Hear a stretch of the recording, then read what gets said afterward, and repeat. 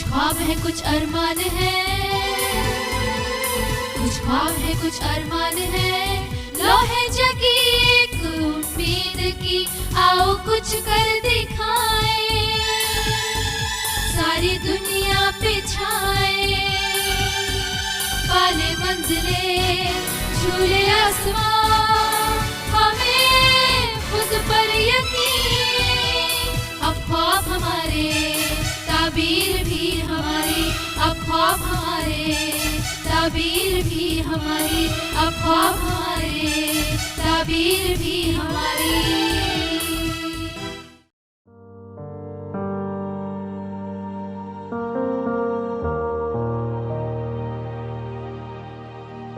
सोचने की कोई सीमा नहीं, फिर भी अपने आप पर गर्व है।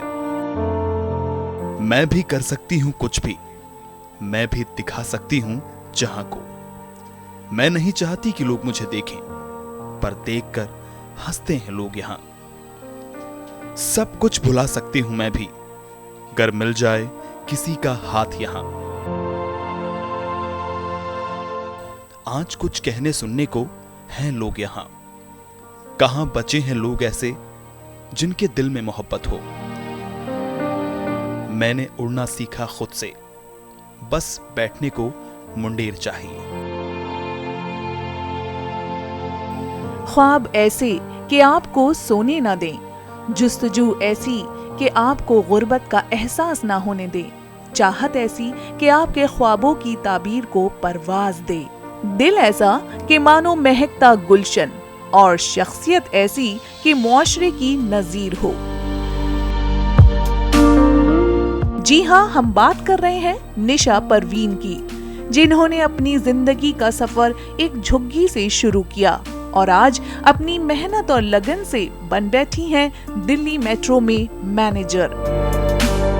निशा आज दिल्ली में मैनेजर जरूर हैं, लेकिन उनके मैनेजर बनने की दास्तान न सिर्फ दिलचस्प है बल्कि सबक आमोज भी है। खुदी को कर बुलंद इतना कि हर तकदीर से पहले खुदा बंदे से खुद पूछे, बता तेरी रजा क्या है। ये सिर्फ एक शेर नहीं है, ये शेर उस हौसले को बयां करता है जो आपके पास अगर है तो फिर आपके लिए कुछ भी नामुमकिन नहीं रह जाता। और बड़े बड़े नाम छोड़ दीजिए, हमारे माशरे के अंदर ही कुछ लोग ऐसे भी होते हैं जिनकी कहानी इंस्पायर करती है, जिनकी कहानी कहती है कि ज़िंदगी में कुछ करना चाहिए, फोकस क्लियर होना चाहिए और कुछ भी नामुमकिन नहीं है। जो सपने हैं, जो ख्वाब हैं, वो पूरे हो सकते हैं, उनकी ताबीर अपने मुताबिक हो सकती है। ऐसी एक शख्सियत हमारे साथ आज मौजूद हैं जिन्होंने काफ़ी मुश्किल वक्त देखा। पढ़ाई सरकारी स्कूल में करी, इसके अलावा स्कूल में सरकारी स्कूल था लेकिन हमेशा टॉप किया, सीए पहले अटेम्प्ट में क्लियर किया और उसके बाद आज DMRC यानी कि दिल्ली मेट्रो रेल कॉरपोरेशन के अंदर मैनेजर के पद पर हैं। एक अच्छी सैलरी उठा रही हैं और एक अच्छे मकाम पर हैं। वो हमारे साथ मौजूद हैं इस वक्त। उनसे बात करते हैं, उनकी कहानी जानने की कोशिश करते हैं, उनसे जानने की कोशिश करते हैं कि क्या ऐसी चीज़ें थी जिन्होंने उन्हें इंस्पायर किया। इतने ख़राब माहौल में भी, इतने टफ़ टाइम में भी कैसे वो सारी चीज़ें आसानी से करती चली गई और आज इस मकाम पर बहुत छोटी उम्र में पहुंच गई। निशा जी, डीडी उर्दू की इस ख़ास पेशकश में जिसका नाम है ख्वाब हमारे ताबीर भी हमारी में, आपका खैर मक़दम। जी बहुत बहुत शुक्रिया आपका। सबसे पहले तो आपसे ये जानना चाहते हैं कि हम जानते हैं कि आज आप एक अच्छे मकाम पर हैं, एक अच्छी ऑर्गेनाइजेशन में हैं, लेकिन जितना हम जानते हैं आपने काफ़ी टफ़ टाइम भी देखा है। आपने काफ़ी ख़राब हालात में अपने आप को उन हालात से निकाला है। कैसे ये पॉसिबल हो पाया? जी, आपको मैं बताना चाहूँगी कि हमारी सोसाइटी में लड़कियों के लिए कभी भी बहुत कंफर्टेबल एनवायरनमेंट नहीं मिलता है लड़कियों को। तो मेरा बचपन से वही था कि मैं नाना नानी के पास रहती थी और मेरे नाना नानी का था कि हमें अपनी बच्ची को कुछ ना कुछ बनाना है, इसको कुछ ना कुछ आगे पहुंचाना है। मेरे में भी शुरू से था कि मैं बहुत एम्बिशियस थी, मुझे पढ़ाई का बहुत शौक़ था, मैं हमेशा अच्छे मार्क्स से ही पास होती थी, टॉप करती थी स्कूल्स में भी। तो बचपन का टाइम ठीक है बीत गया, फाइनेंशियली बहुत क्राइसिस थे, मेरे नाना की बहुत अच्छी थी नहीं, काम का सिलसिला जो भी था उनका, फाइनेंशियली इतना स्ट्रॉन्ग थे नहीं, बहुत प्रॉब्लम्स आती थी, लेकिन फिर भी उसमें गुजारा चलता था। 9-10 तक चलता रहा सब। उसके बाद जब थोड़ी मैं बड़ी होने लगी तो फैमिली को भी लगने लगा कि नहीं, अब लड़की हमारी बड़ी हो रही है, इसे घर के काम करने चाहिए, जो कि एक नॉर्मल फैमिली में एक्सपेक्ट किया जाता है, एक मिडिल क्लास फैमिली में। वही मेरे साथ भी एक्सपेक्ट किया जाता था। पर मुझे लगता था अगर मैंने घर के कामों में ज़्यादा रुचि दिखाई तो मेरी पढ़ाई कहीं ना कहीं कॉम्प्रोमाइज़ होगी। वो मैंने नहीं होने दिया। मेरे नाना नानी थे जो हमेशा चाहते थे कि कुछ ना कुछ ये करें, वो हमेशा मुझे सपोर्ट करते थे सोसाइटी में। तो मैंने वही किया, मैंने पढ़ाई में कॉम्प्रोमाइज़ कभी नहीं किया, मैं कभी किसी के प्रेशर में नहीं आई। जो मोहल्ले वाले थे वो भी बोलते थे आपकी लड़की बाहर जाती है, इतना इधर उधर जाती है, इस पर थोड़ा कंट्रोल करो। सोसाइटी जो बोलती है इधर उधर की बातें, वही सब कि अरे लड़की को पढ़ा के करना क्या है, ये तो घर के चूल्हा चौखा ही करेगी। मैंने इन सब चीज़ों को बिल्कुल इग्नोर किया और मैं अपने पढ़ाई करती रही। जो मुझे करना था, बस मेरा टारगेट एक सेट था कि मुझे बस करना है कुछ ना कुछ लाइफ में। तो वो मैंने किया। 12th की, उसके बाद ग्रेजुएशन में एडमिशन लिया, ग्रेजुएशन के साथ साथ CA में भी एडमिशन लिया। CA मैंने अपना 4.5-5 साल में जो है वो क्लियर किया, फर्स्ट अटेम्प्ट में क्लियर करती गई। फिर फाइनली मेरा DMRC का ICAI जो institute of chartered accountants of India है, वो जॉब प्लेसमेंट प्रोग्राम कराती है। उसमें हमारी ऑर्गेनाइजेशन DMRC आई, वहाँ पे मेरा क्लियर हो गया इंटरव्यू में, GD वगैरह में। फिर मैंने DMRC ज्वाइन की। It's December 2012 when I join DMRC। And उसके कितनी थी आपकी उस वक्त? उस टाइम मेरी एज थी 23। एंड तो बहुत अच्छा रहा। फिर DMRC में भी मेरी काम को सराहते हैं लोग काफ़ी, और बहुत अच्छा एनवायरनमेंट है लड़कियों के लिए DMRC में। आज वही रिलेटिव्स जो मेरे नाना नानी को, इवन मेरी फैमिली को बोलते थे कि लड़की को मत बाहर भेजो, अच्छा नहीं है, करना क्या है इसको पढ़ा के, वही आज लोग मेरे एग्जाम्पल्स देते हैं अपने बच्चों को यहाँ मेरे पास काउंसलिंग के लिए लेके आते हैं कि बताइए निशा जी, हम अपने बच्चे को क्या कराएं। इवन जो मैं कपड़े पहन के बाहर जाती थी उस पर रोका टोकी होती थी, आज वही उन्हें सब बहुत नॉर्मल लगता है। तो ये है एक कि अगर आप एक मुकाम अचीव करते हो तो जो लोगों की बातें, जो दुनिया भर के लोगों की बुराइयां, सब पीछे छूट जाती हैं। असल में आपका जो एक मकाम जो आप हासिल करते हो, जो आपकी एक पोजीशन बन जाती है, वो मैटर करती है। और कहीं ना कहीं मेरे माइंड में ये भी था कि हमारे माशरे में लड़कियों के हालात बहुत ख़राब हैं। तो मुझे लगता था एक लड़कियों को मुझे रिप्रेजेंट करना है आगे चल के, कि मुस्लिम्स की लड़कियाँ भी कुछ कर सकती हैं। तो मुझे अभी भी मुझे ये है कि मैं लड़कियों के लिए कभी भी मुझे सपोर्ट करने का बात आती है कि मुझे लड़कियों को सपोर्ट करना है सोसाइटी में, तो वो मैं हमेशा करती हूँ। और मेरे यही है कि मुझे लड़कियों के लिए कुछ ना कुछ ज़रूर करना है अपनी सोसाइटी में, ताकि उनके पेरेंट्स की सोच थोड़ी खुले कि हमें अपनी लड़कियों को पढ़ाना है, आगे लेके जाना है, वो भी हमारा नाम रोशन कर सकती हैं। आपका क्या मैसेज होगा उन लड़कियों को जो लाइफ में कुछ करना चाहती हैं, बनना तो चाहती हैं, लेकिन कहीं ना कहीं किसी हालात की वजह से, अपनी फैमिली की वजह से, किसी भी कंडीशन की वजह से, या फिर उस उम्र की वजह से मजबूर हैं, नहीं कर पाती हैं? मेरे दोनों लोगों के लिए मैसेज हैं। एक तो पेरेंट्स के लिए कि अपने बच्चे पर विश्वास करना सीखें, या वो लड़की है चाहे वो लड़का है। लड़कियों पे खासकर, क्योंकि उन्हें लगता है कि लड़की उनकी इज्जत है घर की, तो अगर ये कुछ गलत करेगी तो उनकी इज्जत ख़राब होगी। तो लड़की पे अपनी भरोसा करना सीखें पहली बात। अगर वो कुछ एम्बिशियस है, वो कुछ करना चाहती है, तो उसको मौका तो दें कम से कम एक बार, ठीक है।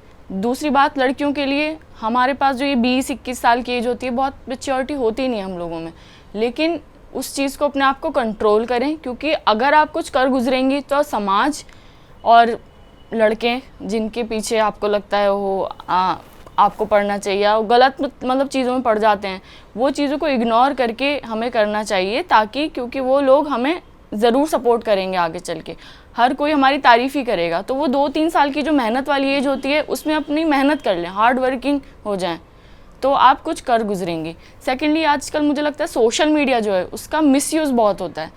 लड़कियों को, इवन इस एज के सभी बच्चों को, उसको मिसयूज़ नहीं करना है, उतना ही टाइम उसको देना है जितना चाहिए।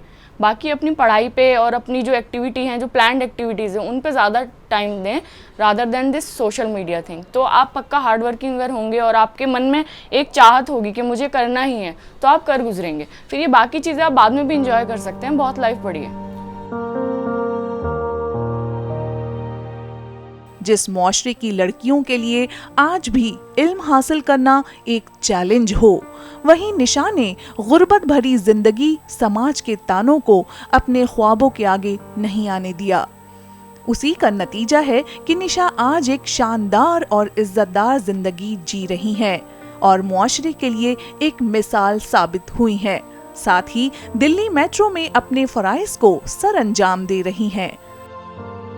निशा, बहुत सारे एग्जाम्पल्स हम ऐसे देखते हैं कि बहुत स्लम एरिया से कोई आईएएस निकल गया, या किसी बहुत ख़राब हालत में कि किसी ने कुछ बड़ा कर दिया, लेकिन बहुत कम नाम होते हैं ऐसे, बहुत कम नाम होते हैं, बहुत ही शायद कम लोग वो मकाम हासिल कर। देखिए, बड़े अगर आप सोसाइटी में जाते हैं तो वहाँ पर आपको ज़्यादा नाम ऐसे मिल जाएंगे जिन्होंने कुछ किया हुआ, कुछ ऐसे मिल जाएंगे जिन्होंने भी ज़िंदगी ख़राब कर ली। लेकिन अगर किसी गरीब तबके में आप जाएंगे तो वहाँ पर आपको मेजॉरिटी ऐसे लोगों की मिलेगी जो लाइफ में कुछ अच्छा नहीं कर पाए।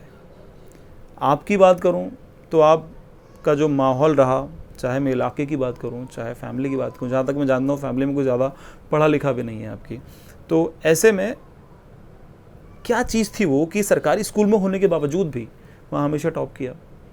उसके बाद सीए लोगों से आसानी से निकलता नहीं है, वो एक बार में आपने क्लियर किया, एक अच्छी जॉब हासिल करी और घर वालों से अलग रहे आप। उसके बावजूद दुनियादारी भी सीखी, ड्राइविंग भी कर रहे हैं, जो मतलब जो काम कहते हैं लड़कियां नहीं करती हैं, नॉर्मली आप सारे काम करते हो जहाँ तक मैं जानता हूँ आपको।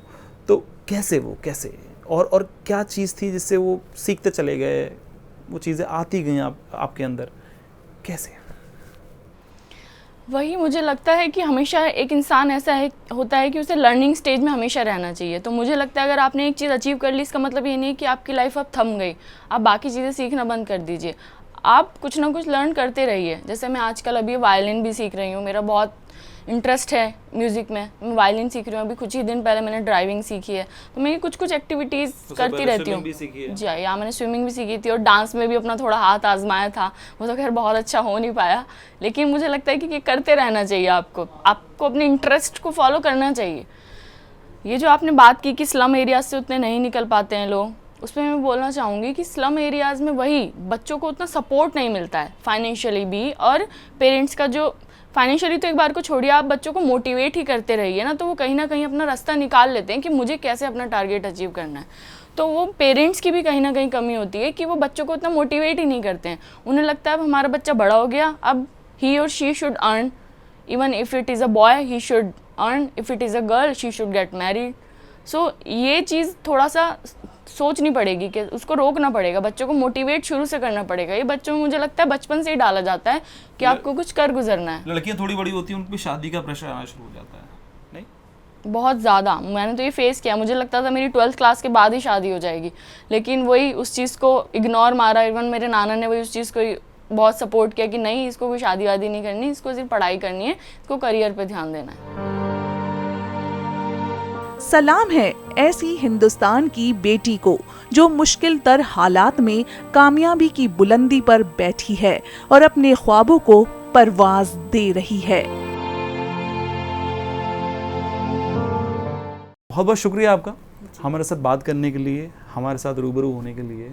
तो निशा की कहानी मैं ये नहीं कहूँगा कि एक सेलिब्रिटी वाली कहानी है, लेकिन हमारी और आपकी ज़िंदगी में से ये कहानी है। हाँ, ये कहानी अलग है। अलग क्यों है? क्योंकि बहुत टफ सिचुएशन थी, बहुत ख़राब हालात थे। कोई एक वक्त ऐसा था जब सर पे किसी का हाथ नहीं था, एक वक्त ऐसा था जब पैसे नहीं थे, एक वक्त ऐसा था जब सोसाइटी ख़िलाफ़ थी, एक वक्त ऐसा था जब पढ़ने के लिए स्कूल भी सरकारी था, ट्यूशन भी नहीं था, दिक्कतें काफ़ी थीं। लेकिन आज उस सोसाइटी में बैठी हुई हैं जहाँ पर एक एलीट क्लास बैठी होती है और उन लोगों के साथ रहती हैं जहाँ पर पहुँचने का लोगों का सपना होता है, लेकिन पहुँच नहीं पाते हैं। कहते हैं ना कि अगर आपने कुछ सोच लिया है तो मुश्किल नहीं होता। इनकी जो कहानी सुनी उससे यही महसूस हुआ कि ये फोकस थी लाइफ में, इन्होंने जो चाहा वो किया, वक्त पर किया और बड़ी शिद्दत के साथ किया। कहते हैं ना कि वो मिटा दो अपनी हस्ती को अगर कुछ मर्तबा चाहो, कि दाना खाक में मिलकर ही गुले गुलजार होता है। तो कुछ वैसी कहानी इनकी, और अपनी हस्ती को पूरी तरह मिटा देने के बाद आज जो पूरा गुलिस्तान है इनका वो गुले गुलजार हो रहा है। और हम चाहते हैं कि जो नाजरीन हमें देख रहे हैं, अगर कोई लड़की हैं तो वो इनकी बातों पर ध्यान दें और देखें किस तरीके से उन्होंने अपने सपनों को पूरा किया, अपने ख्वाबों की ताबीर को पूरा किया है। और अगर कोई पेरेंट हमें देख रहा है, कोई भाई हमें देख रहा है, कोई पिता हमें देख रहा है, कोई माँ हमें देख रही है, तो मैं चाहूँगा वो अपनी बेटी को मोटिवेट करें, क्योंकि उनकी खुशी उनके बच्चों की खुशी में है और उनके बच्चों की खुशी तभी आ पाएगी जब वो कल कामयाब होंगे। तदबीर भी हमारी। हौसले की तरकश में कोशिश का एक तीर जिंदा रख, हार जा चाहे जिंदगी में सब कुछ, लेकिन फिर से जीतने की उम्मीद जिंदा रख। ये सिर्फ चंद अल्फाज नहीं है, ये एक नसीहत है उन लोगों की जिंदगी की, माशरे को, जो कहीं ना कहीं हार जाते हैं, कहीं ना कहीं जिंदगी में टूट जाते हैं। ऐसे कई लोग हमारे सामने हैं जिन्होंने, कई मुश्किलें उनकी ज़िंदगी में आई, कई रुकावटें उनके सामने आई, लेकिन हार नहीं मानी। ऐसे ही कई लोगों में से एक हैं शबीना जी, आज हमारे साथ हैं। उनसे बात करेंगे कि आज वो किस मकाम पर हैं, क्या क्या परेशानियां उनके सामने आई, किस तरह की दिक्कतों का सामना उन्होंने किया, लेकिन कैसे आज वो यहाँ तक पहुंची। शबीना ऐसा नाम जिसने अपनी जिंदगी में न जाने कितनी तकलीफें सही, कितने दुख झेले कि अब कोई भी तकलीफ कमतर लगने लगी है।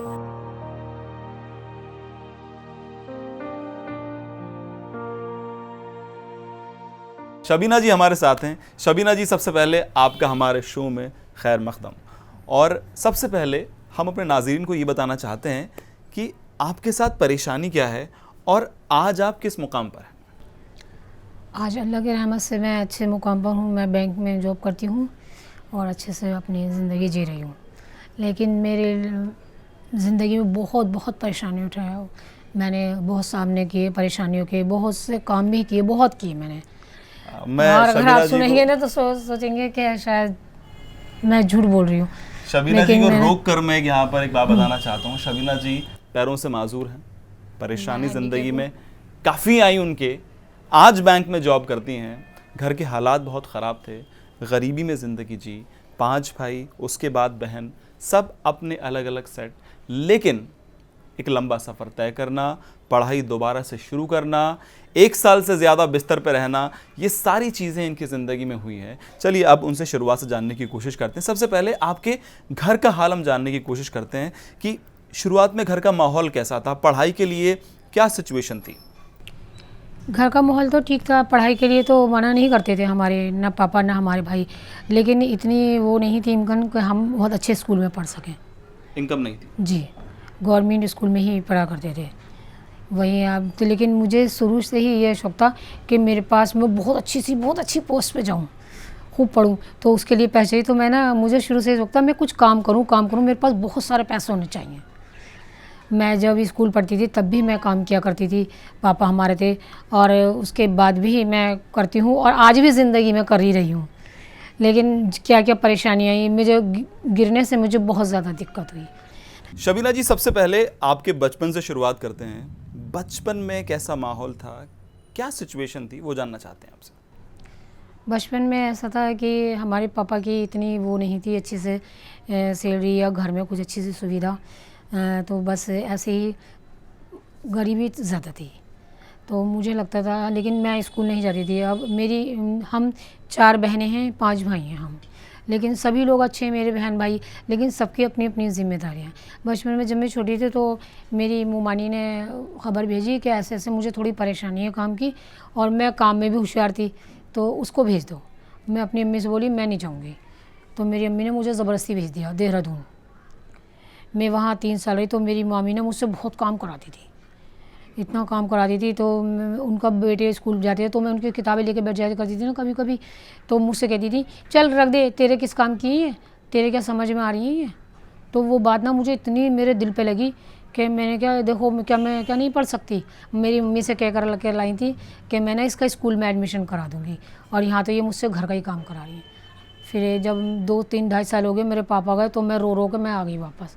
मैंने कहा मैं तो अपने घर जाऊंगी, उनके यहाँ बेटियां नहीं थी, वो तो मुझे भेजने को राज़ी नहीं थी। फिर मैंने आके अपनी अम्मी से कहा मेरा एडमिशन करा दो। मेरी बराबर में एक पड़ोस में ही आंटी रहती थी, उन्होंने कहा हाँ करा दो ना इसका। फिर उन्होंने मेरा 3rd क्लास से एडमिशन हुआ मेरा। फिर वहाँ भी मैं अच्छे से, मैडम बोली कि ये तो अच्छे से लड़की तुम्हारी होशियार, इतनी बड़ी हो गई, इतने आप करा रहे हो। फिर मैं वहाँ अच्छे से पढ़ा, मैंने पढ़ाई की। फिर वहाँ रेस होती थी तो मैं कहती थी मैडम जी मैं भी दौड़ूँ, कहने लगी हाँ चलो दौड़ो। तो मैं स्कूल में फर्स्ट आई। फिर जब अच्छे से कंपटीशन हुआ तो मैं वहाँ, एक लड़की हुआ करती थी कमला करके, दिलशाद गार्डन से, उसे ना कोई नहीं हरा पाता था। मैं बोली मैडम जी मैं हरा दूंगी उसको। कह रही अरे जा तू क्या हराएगी, उसे कोई नहीं हरा पाया, वो 5-6 साल से आती है रेसिंग में। मैंने कहा नहीं आप मुझे लेके चलो। फिर जब वो मुझे ले गई तो वहाँ ना बार बार हाइट नापते थे मेरी, यूँ कहते थे जब मैं आगे निकल जाते थे तो कहते नहीं ये लड़की बड़ी है, ये बड़ी है, निकालना चाहते थे मुझे। तो मेरी मैडम कहती थी नहीं देखो आप नप के देखो। तो फिर उस टाइम पे मैंने 36 स्कूलों को हराया था। 36 स्कूलों को हराया था, मतलब एक बहुत अच्छे। फर्स्ट डिवीज़न आई थी मेरी। और उस टाइम पे बहुत पहले की बात है, मैं 3rd क्लास में पढ़ती थी, तो मुझे ना 5,000 रुपये कैश मिले थे और लंच बॉक्स मिले थे 5 और एक सर्टिफिकेट मिला था। कहाँ आप एक बहुत अच्छे रनर थे। 36 और स्कूलों जब की मैं लड़कियों दौड़ी थी को ना आपने हराया था। तो मुझे ऐसा लगता था मेरे पैर ज़मीन पे पड़ते ही नहीं है, मुझे ऐसा लगता था मैं बहुत अच्छे से बनाऊंगी। लेकिन बस बीच में एक्सीडेंट होने से ना बस वो हो गया। क्या हुआ? मैं ना छत से गिर गई थी, तो सीधे पैर के बल गिरी। बस मैं ऐसे ही बैठ गई थी सीधे पैर फैला के, कुछ नहीं टूटा टाटा था। जब सब लोगों ने देखा अरे क्या हो गया, ऐसे ही बैठी थी पैर फैला के। तो उन्होंने जब मुझे उठाना फिर मैं गिर गई। तो डॉक्टर वहाँ ले गए हॉस्पिटल, उन्होंने कहा कि इनका कुछ नहीं टूटा टाटा है, सिर्फ रीढ़ की हड्डी खिसक गई है, अगर हम ऑपरेशन करेंगे तो ये इस लायक भी नहीं रहेंगे, इनको बस सिर्फ बेड रेस्ट दो। 1-1.5 साल तक तो बिल्कुल बस कमरे में ही रहना, बेड पे लेटना, करवट भी नहीं ली जाती थी। मेरी भाभियाँ मेरी अम्मी ही करती थी खिदमत। बचपन में वालिद का साया सर से उठ गया। 14 साल की उम्र में छत से गिरी और माजूर बनने का सबब बना। हमेशा पढ़ाई में अव्वल आने वाली शबीना अपने स्कूल के बच्चों के बीच दौड़ में भी अव्वल रही। इसी का नतीजा था कि उस वक्त शबीना ने कई अवार्ड भी जीते और स्टेट लेवल के एजाज़ात से भी उन्हें नवाजा गया।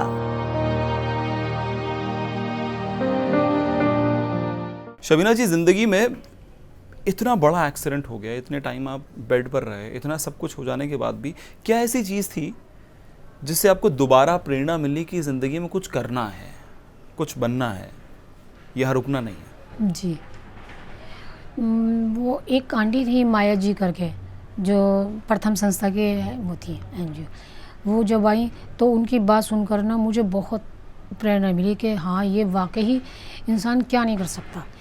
वो बोली कि ऐसा है आप मेरे साथ चलिए।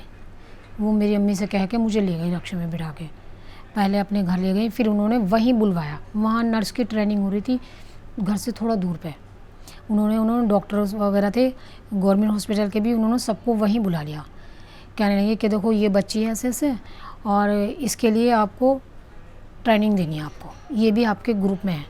तो वो पहले तो चुप से लगा गए कि ये रोज़ कैसे अप डाउन करेंगे, ये तो हैंडीकैप पे कौन लाएगा जाएगा। वो बोली हाँ कि आप इसकी चिंता मत करो, वो मैं जिम्मेदार हूँ, मेरी गाड़ी है, मैं इसको लेकर आऊँगी, बस आप हाँ बोलो और फ़ीस की भी चिंता मत करना। वहाँ उस टाइम पे 200 रुपये जाते थे, लेकिन मुझे सिर्फ 85 रुपये देने पड़ते थे। वहाँ मैंने 6 महीने ट्रेनिंग की, फिर उसके बाद मैंने जॉब भी की 2 साल की, फिर मैंने छोड़ दी। उसके बाद ना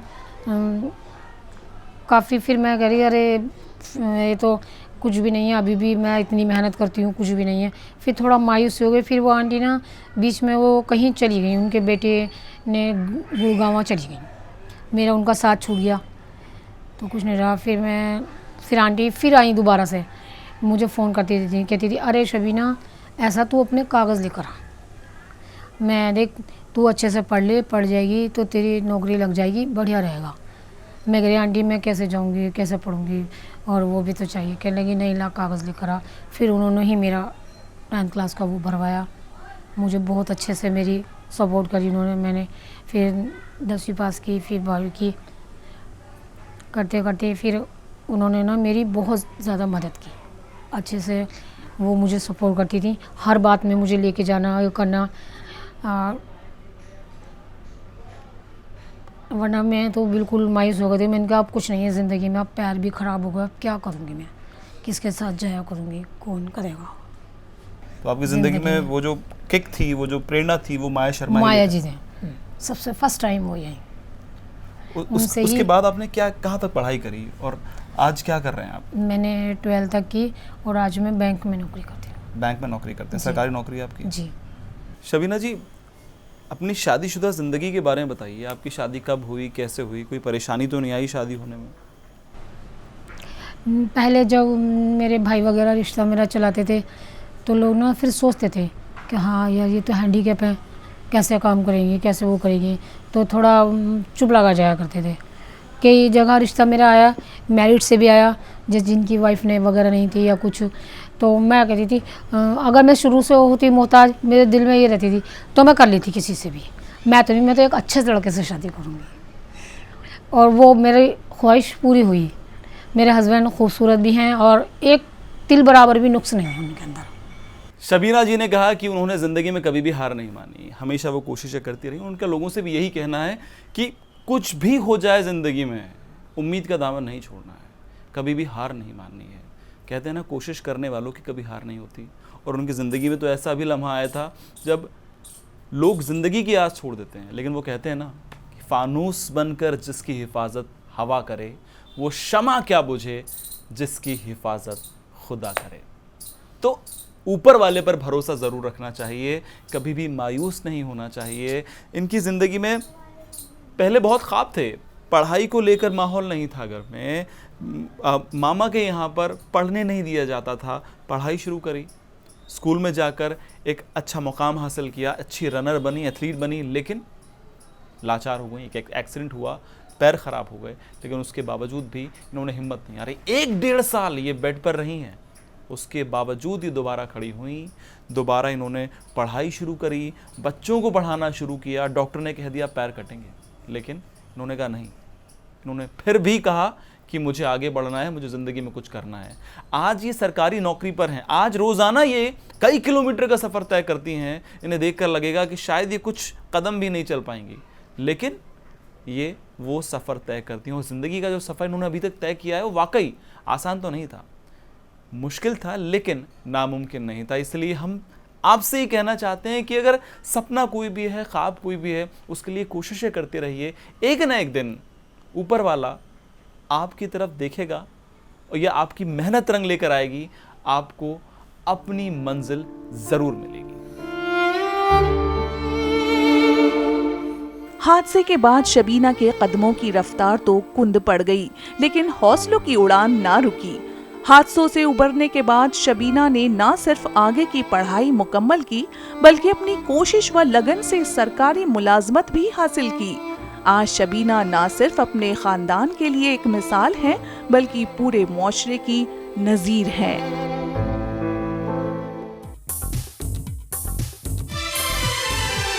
कुछ ख्वाब है, कुछ अरमान है, कुछ ख्वाब है, कुछ अरमान है, लो है जगी एक उम्मीद की, आओ कुछ कर दिखाए, सारी दुनिया पे छाए, पाले मंजिले झूले आसमां, हमें खुद पर यकीन, अब ख्वाब हमारे, ताबीर भी हमारी, अब ख्वाब हमारे, ताबीर भी हमारी, अब ख्वाब हमारे, ताबीर भी हमारी।